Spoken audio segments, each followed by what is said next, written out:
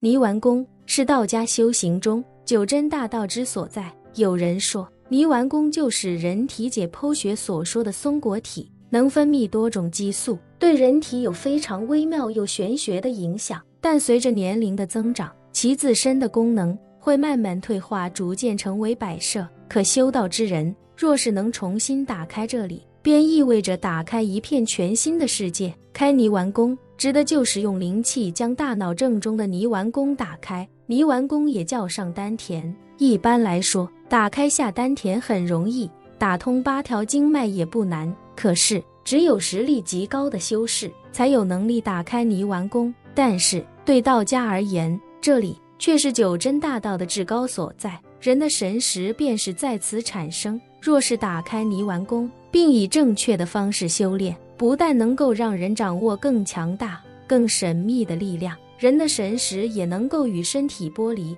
随心所欲。只是这种说法大多只是在一些道家书籍中有所记载，可真有谁靠自己的实力打开过泥丸宫？恐怕70亿人里也难寻出几个。就算是叶辰，也根本不懂打开泥丸宫的方法。在九玄天经里记载，掌握灵气只是修士极其基础的入门要素，只有打开泥丸宫后，才算是真正的修士。但是九玄天经中并没留下任何关于如何打开泥丸宫的心法，包括长胜伯、云如歌在内的4大伯爵，其实也都没能将泥丸宫打开。但是30年前，英主曾用自己的大神通强行为4大伯爵开过泥丸宫。英主将他们的泥丸宫强行打开，并不能在修为上给他们提供什么帮助，但是英主却耗费了数年时间，在他们4个人的泥丸宫内分别留下了一个极其庞大的阵法。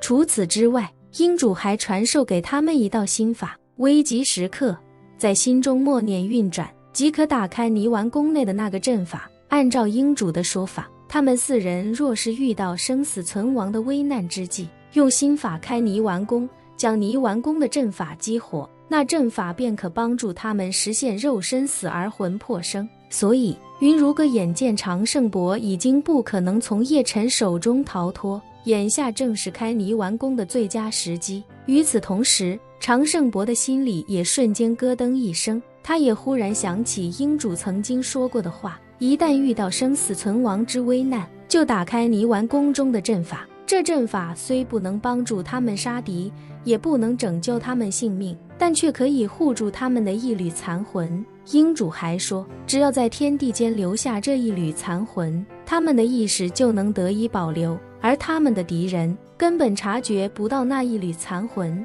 就算察觉到，也根本无可奈何。至于他们自己，也不必担心那一缕残魂会成为孤魂野鬼，因为英主承诺一定会在最短的时间内找到他们的残魂，将他们的残魂带走。届时，英主会为他们找到一副合适的躯壳，再助他们那一缕残魂夺舍躯壳的原主。如此一来，就能让他们在另一副躯壳内重生。换句话说，泥丸宫中的阵法便是英主留给4人的最后机会，一个能够凤凰涅槃重新活过的机会。这庞大的阵法耗费英主数年时间与大量灵气，4大伯爵也因此对英主感激涕零。在他们心里，他们拥有了泥丸宫内的阵法，便是拥有了2条命的人。只是30年过去，4大伯爵还没人真正去打开过泥丸宫的阵法。这主要是因为他们在这过去的30年里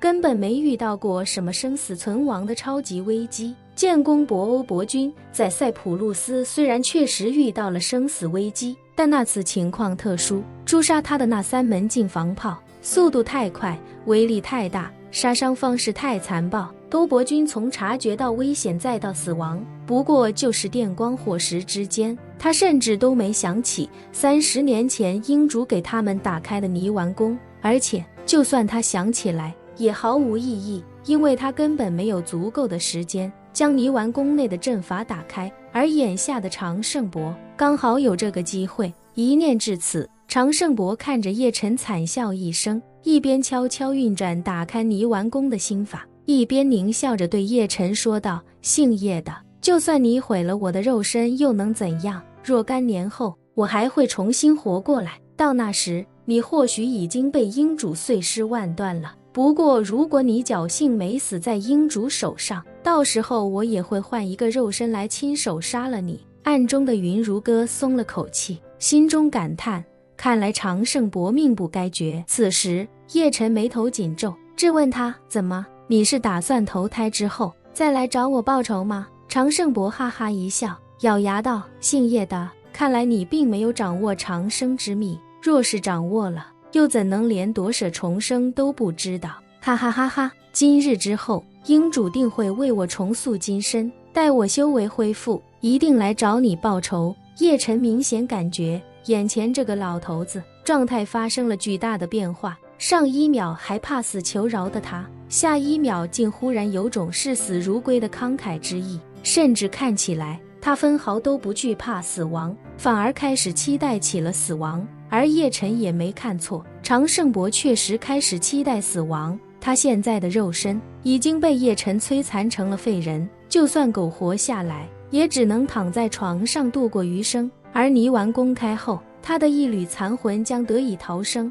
将来换一副年轻的强壮躯体夺舍重生，想必用不了几十年就能够回到现今的修为。所以这一刻的他已经是死如归了。与此同时，他的心法在神识之中运转完成，泥丸宫瞬间大开，而其中沉寂了30年的阵法也忽然如同小宇宙般急速运转起来。常胜伯顿时大笑连连，顾不得大口喷出的鲜血，一双眼睛死死盯着叶晨，激动又狰狞的哈哈大笑道，泥丸公开，泥丸公开，叶晨，你记住，今日之仇，我许长青将来定会亲手向你1000倍万倍讨回来。叶晨不知他搞什么鬼，但直觉告诉他必须速战速决，于是他立刻高喊一声，雷来！手臂般粗细的闪电顿时从天而降，直接劈在常胜伯的天灵盖上。叶晨之前一直没有让惊雷令竭尽全力，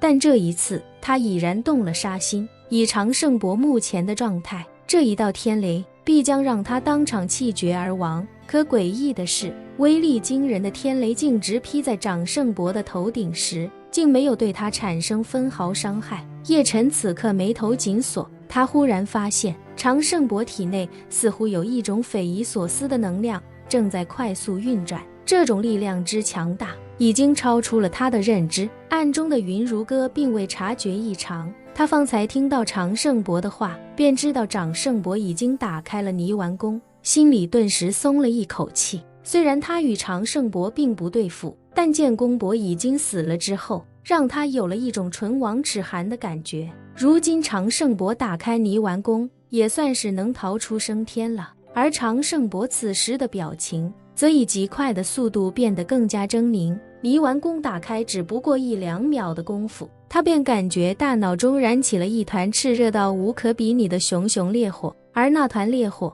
以超新星爆发一般的速度急速变大变强，而他的泥丸宫所承受的压力也越来越大，感觉就像是在大脑里硬生生地塞进了一座大山，那剧痛的折磨堪比18层炼狱。叶晨此时也意识到了巨大的危险，他能感觉得到常胜伯体内那股狂暴的能量强大到了匪夷所思的地步，短短1秒钟内发生的变故让叶晨心下一沉，他在心底惊呼道，糟糕，谁在他体内藏了如此阵法？这是要把他变成一颗核弹吗？一念至此，叶晨立刻下意识地想要逃离危险，而此时此刻常胜伯已经被脑中澎湃的力量折磨得痛不欲生，他如疯了一般在地上抽搐嘶吼，